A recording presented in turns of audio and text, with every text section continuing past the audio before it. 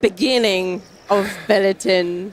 Well, end of Belletin, but the day He's after. at the house feeding his hangover. Got an As you can invite, see, the too, party I was think. wild. Is Geralt It even had hangover? an effect on Geralt. Can he get hangover? Woman. I mean, No, he can not get really. tired. He can be tired. Yeah. But Strange in as classic dreams go. form, you lose a friend on a big night What out. was that noise? That's exactly It's the usually deal. everyone else who gets a hangover. But yeah, we just talked about how important Belletin is, but can we actually go back to like the very basics? So when and where the story takes place? Without like big spoilers. Without big spoilers. Let's start with where. So, I can talk about the where, exactly. okay. Let's go. So it's the whole thing plays out in Letten, which is the birthplace of Dandelion. It's in the north, somewhere halfway between Covid and Cadeven, for all you map nerds out there. If you go to the Gulf of Praxeda and take the Buina River to the east and take a right on the Nimnar River, on the other southern shore of the Nimnar, you will find this lovely place that you get to Looking have a sounds beautiful kinda glimpse familiar. about. But it's in the north if be. you want the short, the LDR version. So I guess we can now go to when.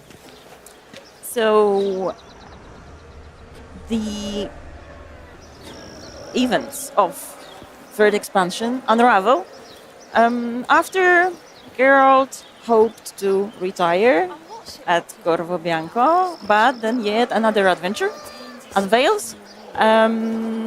So this is what I would share for now.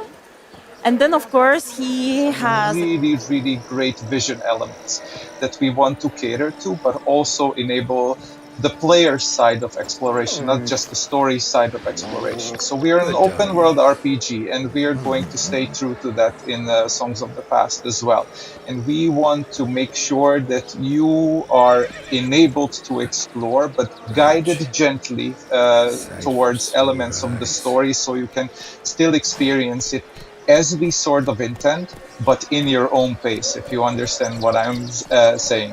So it's directed, but gently, and lets you engage in open world activities while you're already invested in a greater storyline unfolding. So it's still up to you, but nicely framed. And this, I think, was one of the biggest challenges still, which was the biggest challenge in the original game as well. And I guess on that, Peter, what, as players are sort of taking in the world and the architecture and all the work that the team has done, what's something that you really hope that they'll get to see and immerse themselves in, and maybe like the finer details? Well, there's going to be a lot of beautiful stuff and a lot of characteristics that you can experience, and they are going to be obvious. But I would like the players to pay attention to the second layer of this whole world, which is the level design intention. I'm speaking towards my department, of course, because there's a lot of goodwill and greatly skilled intention behind every single pebble, every single asset placed to basically enable what we mentioned earlier, this kind of gentle guidance to make sure that you see everything that we intended you to see, but still let you roam free in the most convenient and accessible manner. So whenever you're on any path, you're enjoying any interior castle, dungeon, anything that you engage with, if you have a moment to appreciate all the good intent, the framing, the composition, the colors, the lighting, do yourself a favor and pay attention to that, because there's a lot of professional skill and effort that went into every square centimeter of this new world. Yeah, I think while we traverse through Latin, could you tell us more about the inspiration? Because I already see in comments that it looks like Italy, it looks different than what we're used to. So maybe a few words about creation of Latin.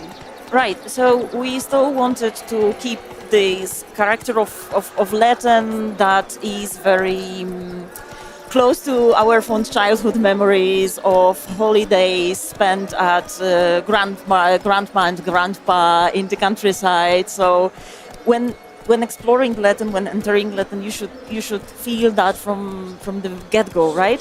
This is a very calm land, an idyllic land, a rich one, but also mornings are fresh, right? You can see the crisp light traveling on all the vegetation and like shining on you through the leaves, and you can actually feel it that it's peaceful, it's there. So it's familiar for the Polish countryside, I would say, but also, as we can see right now, we also took some inspirations from British Isles when it comes to architecture, and it has a further connection to the lore, to the story of this place, because Dandelion, whose family is the owner of the land, they are counts, right? Mm-hmm. So as we were looking for something connected with the title, and it has many rooms and corridors, so there is a lot of explore and many secrets.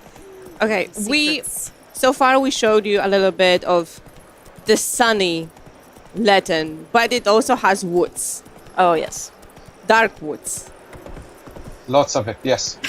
lots of dark woods.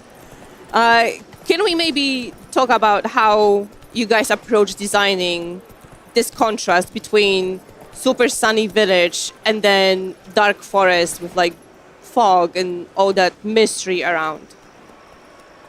Yeah, this was an exceptionally tricky thing to pull off, and I bet it's the trickiest part of every game that tries to illustrate values through contrast, is how to blend like one extreme into the other extreme.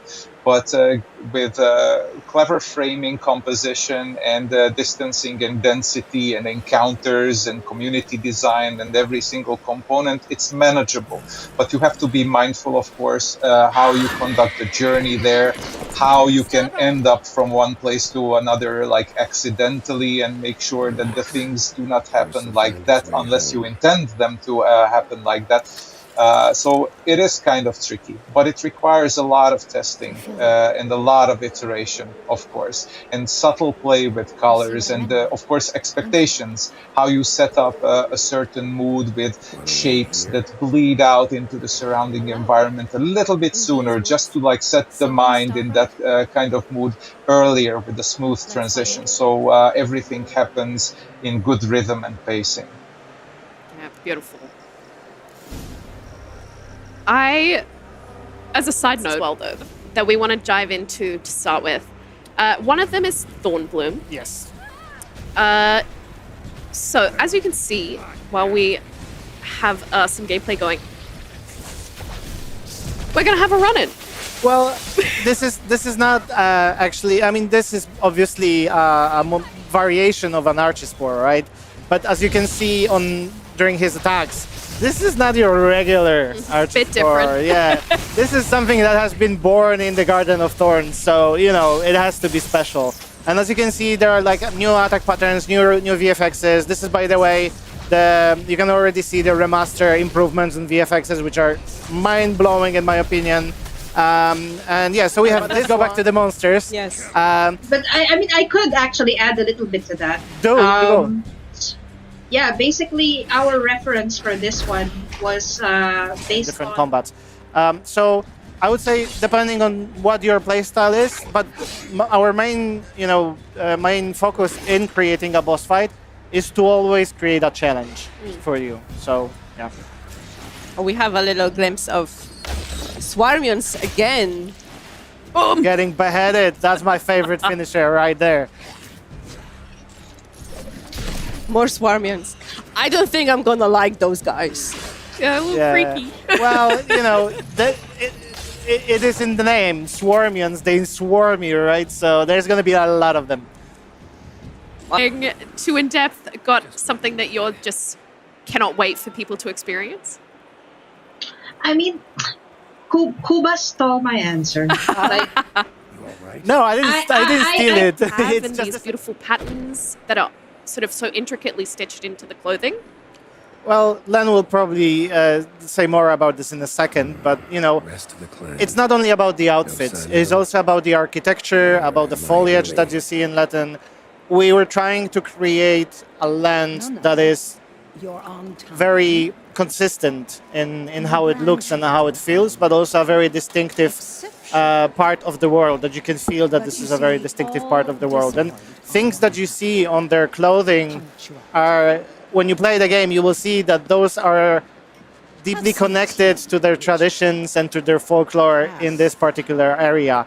But yeah, I won't take more of your time. Len, you have more to say about the patterns and all the hard work that went into designing this clothes. Say it runs both ways, Ramamon. Yeah, so basically with regards to patterns and how we generally like approach like embroideries or even decorative things that you find in furniture and just like the whole world creation. If you look back to several different cultures, they usually reference stuff that they see, whether it's in nature, whether it's in their trade, and reflect it into their art. So when it comes to Latin, they are pretty much famous for hops, for dragon, for horses. And all of these are pretty much brought back into the artistry that you will find in, pretty much furniture, clothes, and it keeps the world consistent this way. Yeah, even if you notice, like her chair, there are hops cones behind her, you know. Wow. So many details. Yeah. So many cool details. How did you actually ensure that the characters and the whole world feels really authentic to the entire Witcher universe? Because we had Velen before, we had Toussaint, and now we're in Latin, right? Completely different, new word to everyone. So how are you guys making sure it all feels connected and right? Well, it's obviously hard. Like, it's obviously the effect of hard work of many people in many departments. All of those different sides, like, you know, Len said that the embroidery is taken strictly from the fact from the things that they do in the valley. But when we were designing this at the very beginning, we asked ourselves the questions: okay, so how many people actually live in this valley? In this valley, so how many villages we have? How many villagers in the village? How big is the brewery? How many horses do they breed? Like, how many sheep you need to breed to keep everybody fed and still have sheep to sell? And from those very mundane, everyday questions came the picture that you see on the screen, because the devil is in the details, right? And if you put your mind and eye to such detail and your attention to it, the longer you work on it, the more details appear in your art and in your quests, in your dialogues, and, you know, in the characters themselves. So yeah. Yeah, absolutely. It's quite amazing. It's like economics being thought into this world to output art. yeah. I mean, you know, this is the MO that CD Projekt always